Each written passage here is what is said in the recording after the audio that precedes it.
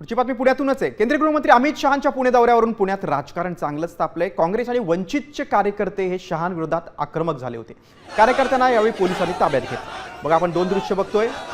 अमित शहांच्या दौऱ्याच्या पार्श्वभूमीवर काँग्रेसच्या कार्यकर्त्यांची पोलिसांनी धरपकड केली, तर दुसरीकडे वंचित बहुजन आघाडीच्या कार्यकर्त्यांनी रास्ता रोको करण्याचा प्रयत्न केला, त्यांनाही पोलिसांनी ताब्यात घेतलं।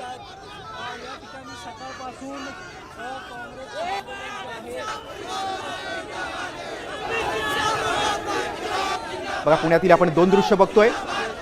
केंद्रीय गृहमंत्री अमित शहांच्या दौऱ्याच्या पार्श्वभूमीवर काँग्रेसचे कार्यकर्ते आणि वंचित बहुजन आघाडीचे कार्यकर्ते कमालीचे आक्रमक झाले होते, त्यामुळे काँग्रेसच्या कार्यकर्त्यांची पोलिसांनी धरपकड केली। यावेळी काही कार्यकर्त्यांनी सरकारविरोधात घोषणाही दिल्या। दुसरीकडे वंचितने रास्ता रोको करण्याचा प्रयत्न केला